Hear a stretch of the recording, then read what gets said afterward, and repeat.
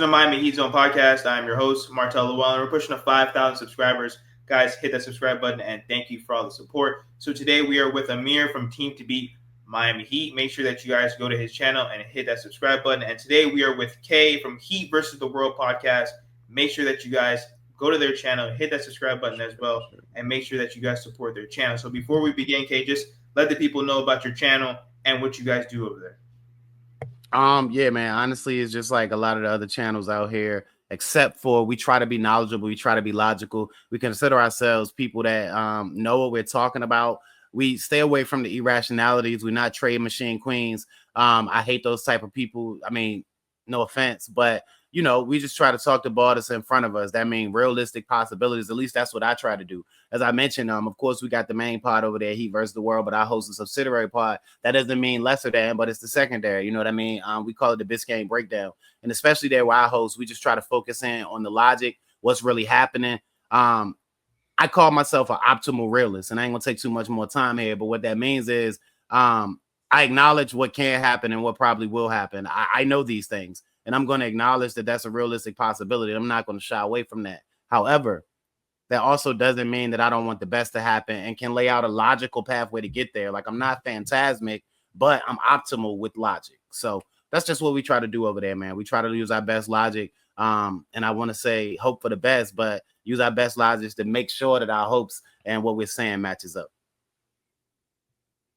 That's awesome, man. Yeah, we love that. So for today's episode, I think it makes the most sense to talk about the Heat game. Obviously, the Miami Heat just defeated the Dallas Mavericks at home in overtime, 123-118, in an up and down game and a fun game to watch, but also very torturous with the Miami Heat. Like they obviously have blown double-digit leads many times this season, the last few years. Like that's what we're known for, clutch games. So obviously, again, the Miami Heat had a clutch game tonight against the Dallas Mavericks, even though they were without Luka Doncic, their best player. They still looked really good tonight. And the Miami Heat pulled off this victory, so I'm super happy. I think the Miami Heat kind of got screwed on that last play when Jimmy Butler made a beautiful cut to the basket, and he had that dunk on Derek Lively. Like, he definitely got fouled on there, so I think the refs definitely missed that out. And I think there was also controversy around a possible timeout that Dallas's bench called when they had no timeouts, but that only gets called upon the Miami Heat for some reason and not the Dallas Mavericks. But anyway, Kay, what was your thoughts overall on the game tonight? You're on mute. Oh, I'm so sorry about that, boys. I appreciate y'all letting me go first here, but I was chomping at the bit to get it that. I actually noted that towards the end of the game. Actually, before they were going to go into overtime, win or lose, you knew that Spo was going to kind of, and I don't know, I haven't watched the post game. I had a couple things going on since the end of the game, but I'm interested to see it because I feel like Spo was going to have his time in those two things you mentioned. Jimmy Butler was definitely fouled by Derek Lively on the final bucket, the final dunk to tie the game up, which should have given him an opportunity to win the game with time expiring there. But even amongst that, and Eric Reed noticed it, and you can see Coach Spoelstra doing this familiar pace out to center court almost, and even this time putting a little extra on it by kneeling and sitting there almost like what the heck, in agony, like what the hell, you know what I'm saying? Excuse me, I want to clean it up. I don't usually use heck, so I ain't know what we was doing here. But you could see that. I just think that when you're a Miami Heat fan, it's almost like Murphy's Law. And I'm not saying woe is us. Like, I'm not saying, oh, we're big. No, but what I'm saying is overwhelmingly, whether you're talking about Jason Tatum or Jaylen Brown using the forearms, you know, religiously, vigorously, with no policing, whether you're talking about big guys being able to go over the top of Bam Adebayo or the other 6'7" to 6'8" guy you put out there, but then when the same thing happens on the other end, the whistle gets blown. Whether you're talking about Daniel Gafford clearly getting away with the goaltending call where the ball goes off the backboard, and then on the following call, they call, you could say it was going down, but the way the angle was from the baseline above the rim, you can let that go just like you let the obvious one go on the last one. These things are going to happen to the Miami Heat. I've just come to expect it, but I don't want to use the buzzword culture, but just their mentality and hard working and overcoming stupid stuff, whether it be their fault or the faults of the game, the elements, the other team, or the referees. That's just what I'm used to seeing them do. It's to grit it out, grind it out, never say die mentality. And I think that's what you saw present itself in this Mavs win. So Jimmy Butler, he looked phenomenal with 33 points. However, do you think that he can continue to be this aggressive? Because see, like with me, I don't need Jimmy Butler to play 82 games. I don't need him to drop 30 points a game. I just need for him to be involved, to actually show that he cares. So without having 5 days off, can Jimmy Butler continue to lead this team? Because, previously to all these other games, he's kind of, some games he's there, some games he's not. And then, of course, he was injured. So what do you see from Jimmy Butler going forward? It's funny you mentioned that, man. And I look at it like this. When you look at these last 2 games specifically, what we notice is that it looks good, right? And the reason it looks good is because he's finishing. Well, if you notice those early games throughout the season, the motions he's making, the mechanisms, the passes he's making, the looks he's getting, they're the same. He's just finishing them.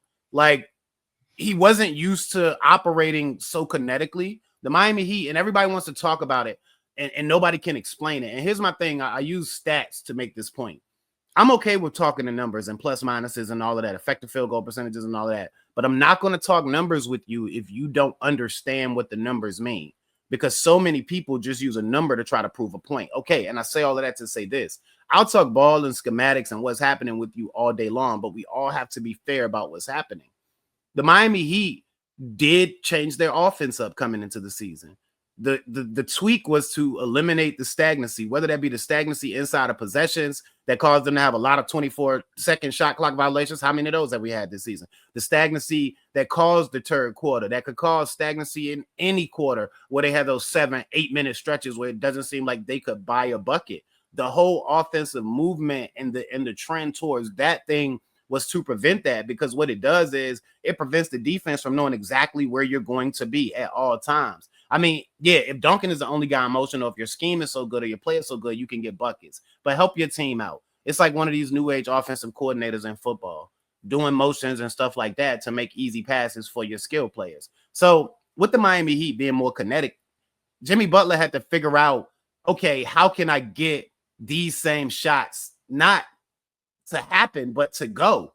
Because if you look at the first couple of games, he had a bunch of good looks where he was just missing layups. And I would dare say that's the whole team's problem. That's why this team has missed a ton of layups, because the looks have come more in motion, have come more fluidly, as opposed to, hey, here's a platform, you go ISO, or hey, you take these picks, or hey, you take this dribble handoff. Now everything's happening fluidly. So you have to adjust. I mean, everything from touch to the angle you attack the basket to when you're shooting it.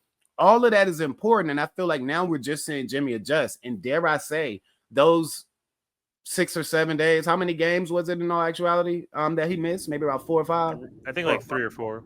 3 or 4. That time being able to sit and watch it all happen, it helped him, because now he was able to sit back, and as opposed to being in and have to figure it out live action, he was able to say, hey, I'm going to be here. Oh, okay, this is what I should do here. Oh, okay, he's going to be open here.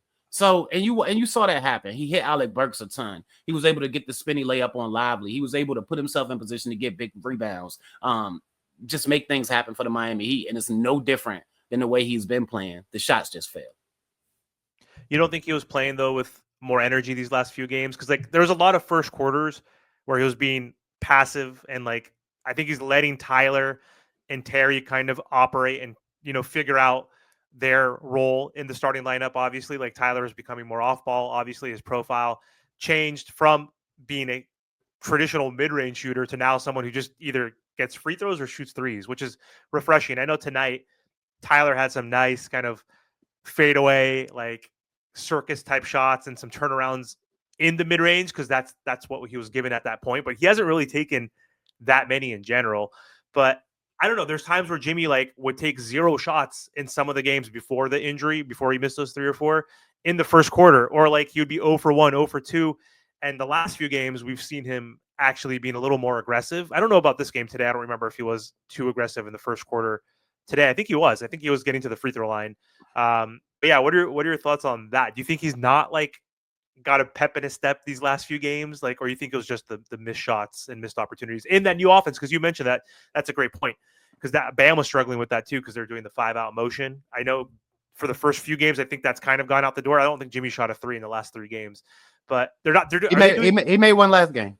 Did he? Oh, nice. Okay. But I feel like Mhm. they're doing less of the 5 out, but they're doing a lot more actions, to your point, which I think is great. We're not just giving the ball to Jimmy and just letting him go to work, right? Like he's actually, I think, buying into this new offense. I think you made a good point that especially the last few games, Absolutely. him getting to observe and watch that. Like he's also allowing Tyler and Bam and Duncan to do their thing, which is great. Which I think he's not deferring in a negative way where he's going to stand in the corner and just wait for his turn. I think he's buying into the offense. So anyway, I don't know. Do you think he was lacking energy or being kind of like load managing in games like he did last season at times where he wasn't really being active? I think you bring up so much good stuff that it's hard to pick where I want it. But I'm gonna try to, like I said, man, like I told you guys, like before, you actually hit the button. Like I just talk. And with that being said, the thing I'll attack immediately is that you hit on it. He's allowing those guys, and back to him being able to sit and watch. Not only did he see the spots on the floor or how he could make adjustments on individual possessions with his shots, but I think that also allowed him to see, okay, when are the moments where I need to be the alpha to allow these guys to then become their best selves? Because I noticed that too. But that could be, and that's why I'm not outright saying, okay, maybe there is something to pep in his step, but it's hard to say that when I'm seeing him give as much effort. I'm just not seeing him be as sure of himself. Like even if you look at it now, he's taking over, and it's hard to say take over in the first period, but he's getting them started. Like even if you look at that stretch when he came back in with like 6 or 7 minutes left in the fourth, his first 2 reactions was to get Alec Burks a good look and to get Tyler a good look. And then he decided, okay, well, I need to make something happen because they've came down twice back to back and scored. So now it's my turn to go ahead and do what I do. I think it's a lot of hand in hand. I don't think that Jimmy is as passive as a lot of people. I think that Jimmy knows what it's going to take to win once everything happens. And what I mean by that is once the playoffs start, once everything's settled, and he's going to need guys to help him. So I think Jimmy's the type of guy that all year long, he's trying to instill that confidence and play the way he's going to actually play when things matter the most. If I get the look to go get us 33, and that's the best look on that possession, I'm going to do that. But if I got 2 guys barreling down on me and you got a better look, then that's the look we're going to take. Now, as I mentioned, you said so much there, and I'm not going to step on our toes, but to the point of that movement offense, you look at Bam, the thing that has plagued him for me the most this year has been touched. Like it's simply the touch on his shots. Like a lot of his shots, he has good looks. His shots, we've seen him hit. But that's a focus thing. You could blame the movement offense for that. You could blame just him having to sort it out. I mean, it's a lot of little nuanced things that I think this might not to cut you off, usage too. Like, and I don't know what it is now the last few games, but at the beginning, because Terry was getting the shots, Tyler was getting the shots, Jimmy was getting the shots. Like, I think his usage was also down as well as the touch. Because I agree with you, he was still getting lots of good looks. Right. He was a little hesitant with the 3. They were playing the drop again, like that Brook Lopez drop, like they did in the playoffs in the Bucks, where he was kind of hesitant and not looking to pass. He was looking for the DHO. So there was some confidence to it, but I think you're right, though. He had a lot of good shots, a lot of bunnies in the paint that he wasn't really making. So, but yeah, I think usage was down too is another reason why, right? So anyway, sorry for cutting in. No, you're good. You're good, bro. It's a conversation. It flowed. So there's 2 things to that too. Go ahead, boss. Go ahead. No. Go ahead. You mentioned Bam and his 3-point shot. Something that I've noted for the last 3 games, as much as I could, screamed it into the atmosphere. Nobody hears me, but I'm saying it. Once he gets his feet squared, when his feet are more squared than staggered, like notice for the last 2 or 3 games, his feet have been more balanced, squared like his shoulders. But prior to that, one of his feet were way ahead of the other when he shot his 3, almost like he was going to fall over. And that's what makes the ball hit the back of the rim and bounce off hard when you're shooting it too strong, because you don't have balance in your shot. It's basic jump shot mechanics. Now, to the point of the offense and the usage, what's been something we've seen the last 2 or 3 games more than we have in any other game this season? I'm going to see if either of you guys pick up on it. I would just say just stagnant offense. I mean, yeah, they're still trying to get used to it, but I just feel like people are all like nobody really wants to take over outside of Tyler Hero. Terry, he looks a little passive, which we'll get into that like in a minute, and then Bam is kind of getting out of his slump. I think so I think I maybe kind of confused you. I'm speaking towards after Terry. It's Duncan Robinson. Like whether it's Duncan. Like Yes. he's the fulcrum of the offense. When he's on the floor, everybody Yes. else looks better, especially Bam. And even if you want to say that Tyler Hero is the only one who doesn't look better with him on the floor, well, it's because Tyler Hero has morphed his game to look more like Duncan's. So I mean, it's just one of those things where once you get the right pieces on the floor, and we've been resisting this thing, even going as far as saying trade Duncan, trade. It's like, well, if you want to ship off the guy that makes it all work, then go ahead. Because even if he's not hitting, you have to pay so much attention to him that always creates a matchup issue for Jimmy Butler. It allows Tyler Hero to get those momentum plays where he's using the defense's momentum to beat it, or it allows Bam Adebayo to come in and clean up that stuff in the paint or get those easy pop looks in the paint to help get him going. So I just think that it all plays hand in hand, man, but we're seeing it all come together because they're having time to mail, and they're starting to see things work. And, you know, the human psyche, it works like that. Once you see it work, it keeps working. It was just a matter of keep hitting your head up against the wall. And again, you could even go deeper than that. The Miami Heat lost 3 games that they should have won for simple stuff. And again, bounce of a ball, they lost the game. So I'm not saying that they should have won in that. They lost it, so they should have lost. But what I'm saying is if you don't have 3 back-to-back threes from the stars of Phoenix, KD come down and hit one from the top of the key. Then Booker hit one from the right wing. And, of course, Bill hits one from the left corner. Okay, that causes you to lose in that game where you have a grand opportunity to win. If you don't allow a Sabonis rebound, at the buzzer to throw it back in, fall away, simple stuff, finishing possessions, then you also have another one. Hey, you could call it anything. You could blame the Spo timeout. You could blame Terry Rozier. You could blame Bam Adebayo. If you don't allow the guy to get a clear runway lob dunk from a 20-foot inbound pass, then you win the game in Detroit. So overall, micro, macro, whether you're looking at it from a big picture or a small picture thing, there's a lot of little things with this Miami Heat team that once they clean up, I think they could be right there because you're also talking about a weak East. You know, it's funny, too. You mentioned those 3 instances. There's 3 other bad pieces to that. The timeout that Spo called.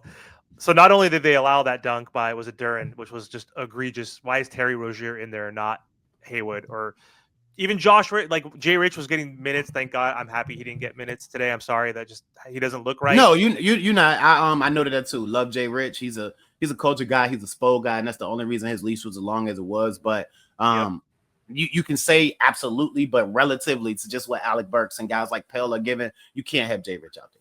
Yeah, and like anytime you got Terry out there, like why is, to your point, Burks not out there? Why is Pele not out there? Especially Pele because he's more defensive minded. Why is Haywood not out there? Why is Josh not out there? Why is Terry?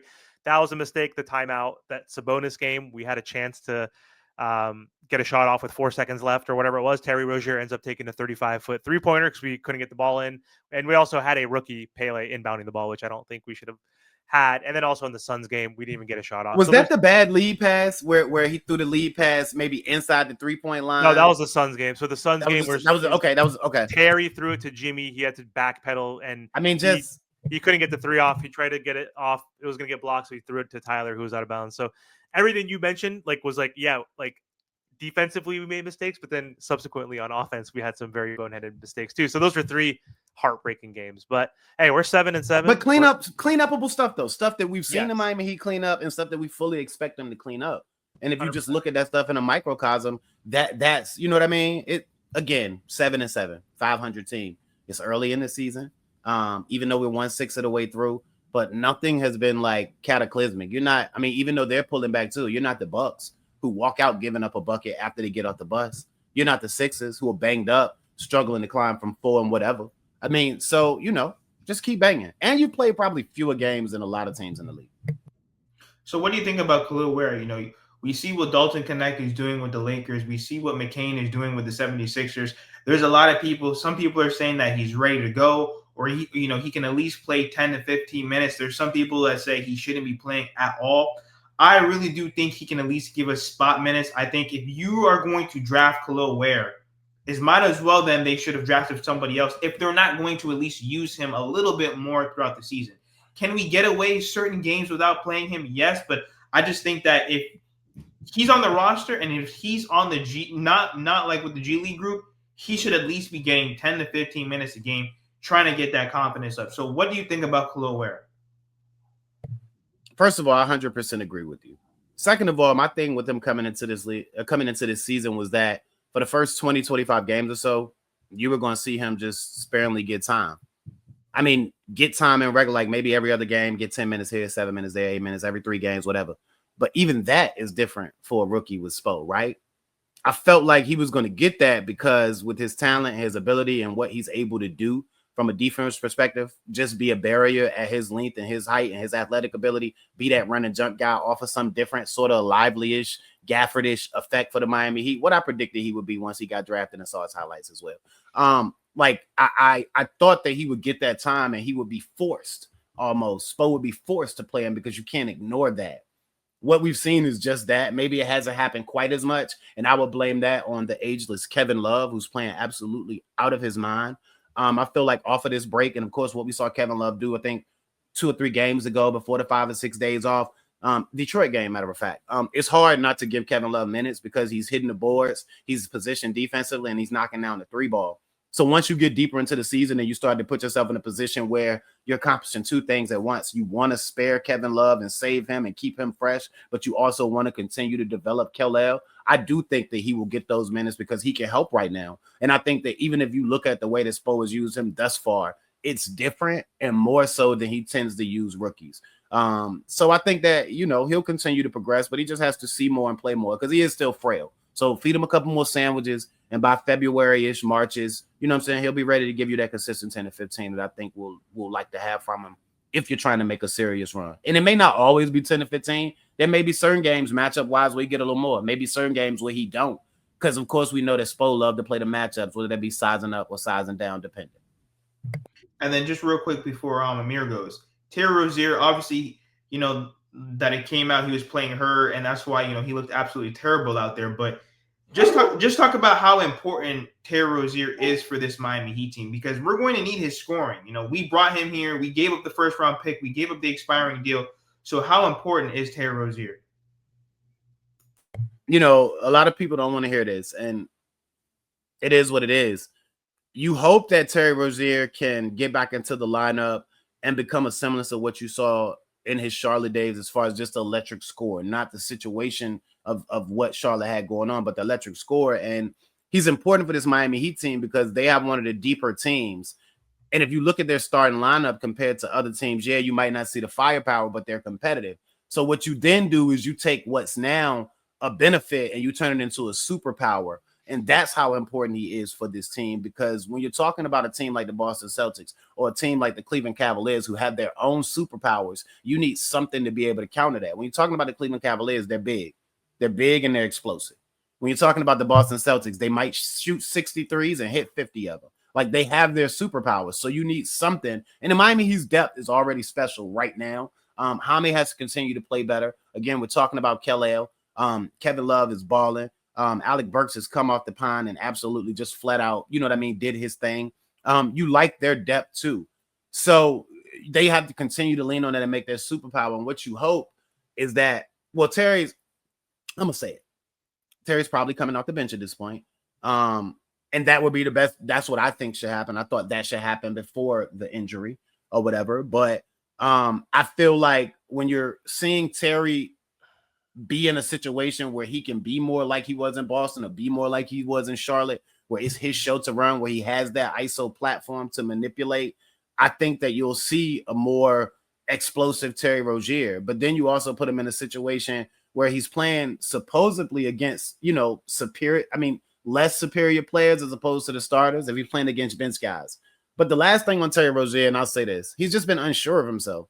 I've never seen him so unsure of himself. My thing with him in Charlotte was like, yo, this guy's irrational. And he made a lot of it against the Miami Heat. Like, he did some stuff that he probably shouldn't have done, and he made it. And I've never seen him so just like timid almost. And I'm not saying that something has happened. I understand. He's just trying to fit in and not step on toes. But putting him in that second unit will also help that. So if you can do that and execute it properly, I think he's extremely important. He might be the key to them getting done what they want to get done or not. It's like, how is he like timid this season yet still takes those insane shots? Like, that formula, like, you need to be irrationally like egocentric and confident and take those shots. Dion Waiters for sure. But I mean, he still takes crazier shots than Dion. Like, he will pass up in the first 3 or 4 games. Terry passed up open shots to take side steps, to like fade away shots, and it's just like, dude, just take the regular shot. Because at that point you have to, bro. And if you're an irrational confidence guy and it's all going haywire, your mind just reverts back to what you naturally do, and that's to take stupid shots. I'm not, you know what I'm saying? And traditionally, as an irrational confidence guy, to that point I'm making, one of those stupid shots gonna fall, and that's gonna get you going, but it just hasn't happened. And maybe that's the foot too. Maybe that's the foot. Yeah. My last thing too before we hop. So the closing lineup tonight was interesting, and the closing lineup, even the starting lineup, we know that's probably going to change throughout the season because right now we're lucky enough where we've had only a few players miss a handful of games here and there. Nothing major, nothing serious, right? So the starting lineup, I'm hoping, and I think you're correct, that Terry should and probably will come off the bench, at least initially. So I think we'll hopefully keep Duncan in there. And Highsmith, we didn't talk about him much. He missed the second half. I think he got sick today, but he was killing it on defense against Kyrie. And he's been a key. Point. They were able to do what they would do without him. Great point. Right? Like, now that he's come in the role, it sucks that we got to play small ball, but like, sorry, Jovic, he doesn't fit in that starting lineup as a catch and shoot 3-point shooter because that's not his forte. He needs the ball in his hand. He needs to be in transition. He's a good playmaker, and he's trying to play off, put the ball on the floor and get to the rack a little bit and trying to like abuse smaller guys. We saw him try to post up Clay. It wasn't effective tonight. He only had 6 minutes, but I like the fact that we inserted Highsmith and Duncan in there. So I think that's going to be the starting lineup moving forward, obviously with Jimmy, Bam, and Tyler. But closing lineup was interesting tonight. And again, it's because some players were out. But I think it was Burks, Jimmy, Tyler, Bam, and Pele, which I don't think that's going to be the closing lineup moving forward. But ideally, who do you think the closing lineup should be? Typically, it's like the 5 or 4 best players you have, right? So do you think that starting lineup is also going to close, or who, in your opinion, would you want to close out games in the future? Again, everything varies based on matchup and all that stuff, but just in general, who do you like out there? If we're going to say all things equal, everybody's healthy. Yeah.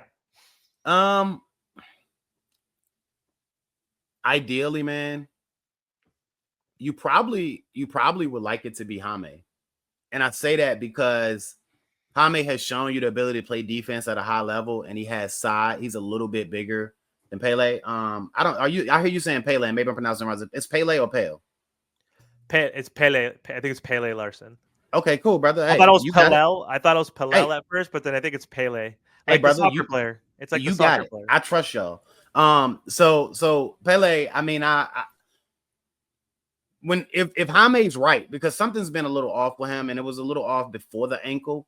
But when Jaime's right, ideally, it's the 4 you mentioned: Jimmy, Bam, Duncan. Jimmy, Bam. I'm sorry, Haywood, Tyler, and Jaime. But I understand that that's exactly why you saw Pale, because Jaime's been a little off, whether that's offensively with the shot, whether that's a little indecisive with his moves, or whether that's not sharp on defense and finishing possession and stuff like that. I feel like that's what you'll see ideally, because you can't play. And then there's a situation where they're small and you're worried about them being quicker than you. You're probably going to see Drew Smith. Yeah, even Terry could. We need clutch shooting. If Terry's looking, I mean, it depends on how he is, right? Detroit is traumatizing, bro. Detroit is traumatizing. Like, and in my look, I was a guy saying, look, if you're the defensive player of the year, if you're sending soft shots to the league, telling them how you get undervoted every year, you can't allow that guy to go get a dunk. I don't care if you got to run through somebody. In fact, you can't allow that. I put a lot of that on Bam, but I went back and saw it, and I can understand how you can be like, Terry, you was confused before the play, dog. Like you ain't know where you was at before they even handed the ball to Cade Cunningham. So it's like, for you to be the one involved in the massive or ultimate confusion, it wasn't shocking. But I still think you're all defensive. I'm the defensive player of the year guy. Got to keep that from happening. Run him over. Both of them, your guy and the other guy. Yeah. Well, thank you again, Kay. Where can the people find you on YouTube? Hey, listen, man. He versus the world HVTW on YouTube. Like I said, if you notice at the bottom of my screen, you can find me at K_said_K. I'm sorry, I'm excited for being on with these guys. I don't get to do this often. Again, check me out on X at K_said_K. But yeah, man, I just love to talk Heat ball. I love y'all guys to have me on again. We'll probably do the swap thing. I have one of you guys, both of you guys on. Appreciate it, man. That's it. Well, make sure that you guys head over to their channel, hit that subscribe button, go to Amir's channel and get him to 2,000 subscribers. And thank you guys for all the support.